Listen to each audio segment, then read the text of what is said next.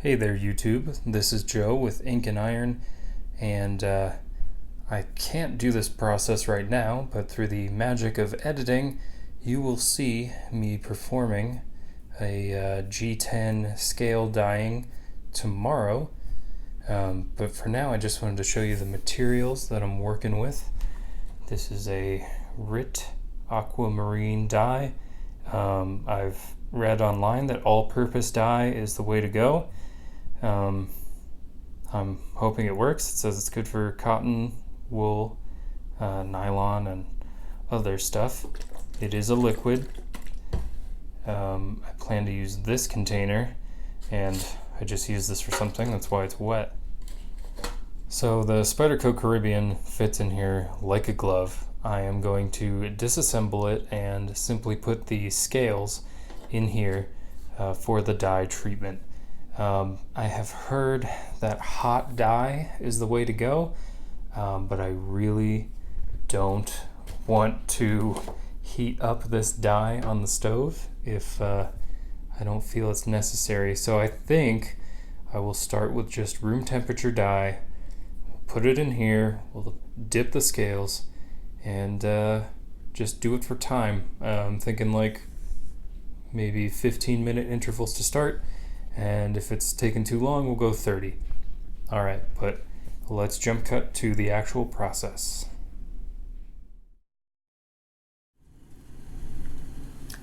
Okay, long story short, the previous attempt did not work. Steeping the Caribbean handle scales for about 12 hours at room temperature resulted in this. Now I did heat them on the stove for about 15 minutes, and that is where a majority of progress to this color was made. We're coming from a yellow, sort of like this box cutter. We have made it as far as a aluminum oxide buffing compound. That's what that looks like to me. Like, if I had to pick a green to match, it's pretty much this one. So not quite the blue, or dark blue, or aquamarine that I was shooting for, but we will forge ahead. This is a week later or so, and I have a double boiler set up. There. Cool. Great. And wasn't quite as much dye left, so I'm gonna have to find a good position where these handles are all the way in there. Might not happen. Oh yeah, this whole process is a real treat, let me tell you. I thought I would mention that this double boiler is actually a safety precaution. The directions, or precautions rather, on here tell me not to get this stuff in my eyes. So in order to keep it from vaporizing too much, I'm using the double boiler, simply boiling the water and steeping the dye in that to get it nice and hot. And we'll do a quick temperature check. Okay, yeah, we're getting pretty warm. Well, I hope we get a good result. We're almost 170. Also, I'd like to note that if you decide to add vinegar to your dye, it is going to stink up wherever you happen to be doing this process. So with my double boiler, I seem to be maintaining a temperature of about approximately 180 degrees Fahrenheit. Just thought I would mention it in case someone wants to get real scientific and replicate whatever result comes out of this experiment. We are at 15 minutes. Got myself a nice bit of water here. I'm hoping we have made progress.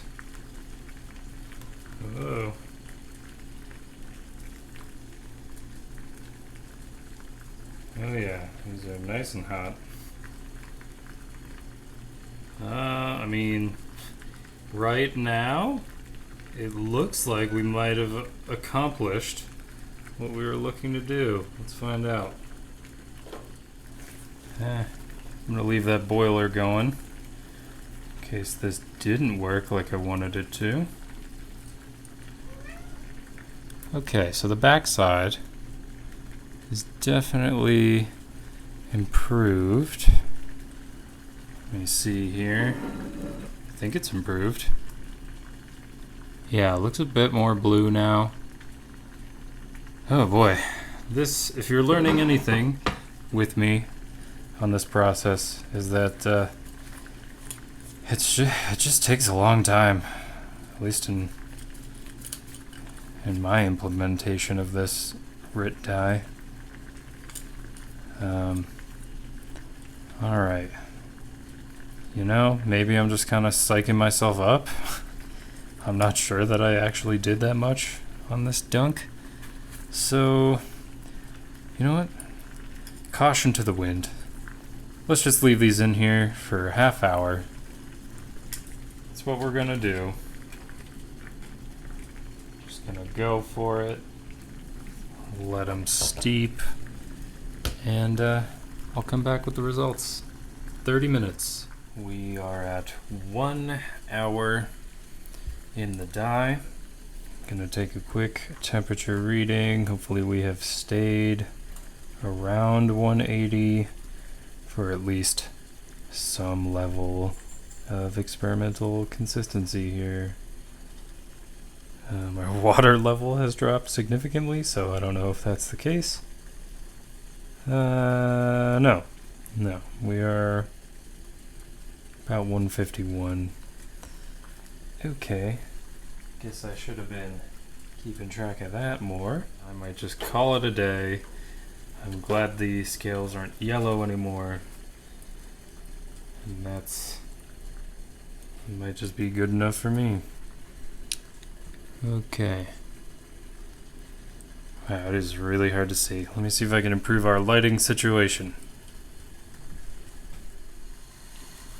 Okay, got some more light going. Just gonna turn down the stove so it's not quite as annoying. Okay. We're kind of blue. Let's see. I don't know. Still looks pretty close to this color.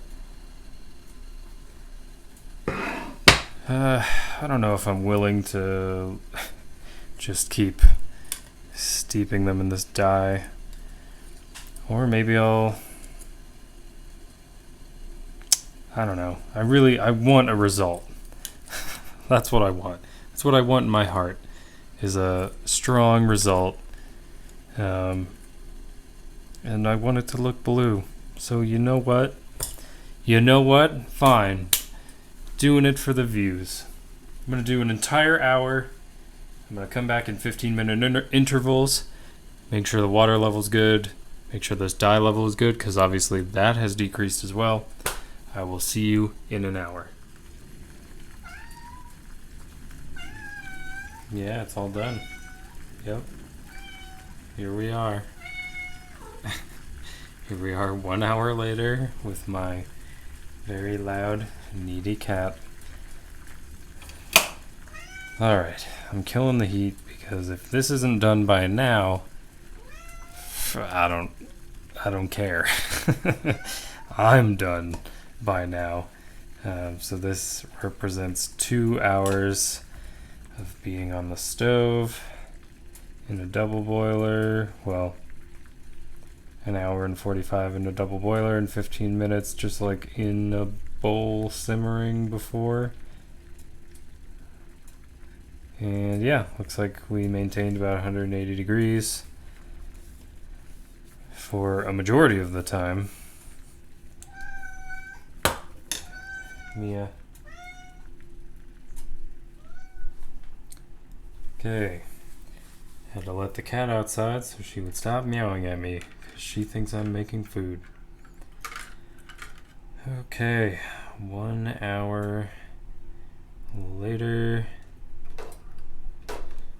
Oops. That looks pretty blue. Let me fully rinse them off.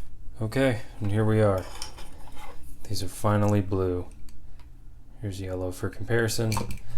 Here's that aluminum oxide green compound for comparison. You can see we have officially gone from green to blue, just barely. But you know what? After 2 hours of having these in 180 degree dye mixture, yeah, I'm not doing it anymore. This is how it's gonna stay. So I'm gonna reassemble this, give you my final thoughts. Okay, we are fully reassembled. So we can see that the dye is not exactly even. It's a little splotchy. And this took about 2 hours in hot RIT dye. And you know what? It's good enough for me. It's definitely a teal color. So here's like a blue. You can see it's closer to this green over here. Yeah, this is like a baby blue. So this is kind of a teal. I like teal, so I'm cool with that. The only place it could go is like getting darker from here. So yeah, I'm just gonna leave it like it is. This was an interesting experiment. Would I recommend trying to RIT dye G10? I wouldn't personally. It seemed to be a fairly large effort and quite a bit of hassle for me to get even this far. And the result, it's alright. It is better than yellow, which was really my end goal here. Just reassembled this. It's a little different than the previous assembly. Also, I polished the detent ball, so has a little bit of a rattle, but I don't really mind that because it closes a lot more reliably now. Okay, well, there you have it. Spyderco Caribbean Salt handle dyeing. It's not for everyone. It's not the easiest thing in the world to do. It is possible. It may be difficult for you to get very consistent, even results. I certainly did better on this non-clip side than I did on the clip side. I mean, there's straight up like yellow color over here. Overall, I gotta say, I like the appearance a lot more than yellow. The yellow scales were, yeah, keeping this out of my pocket on an everyday basis. So, hoping to get my old reliable EDC back here. All right, that's all I've got for you today. I will catch you on the next video.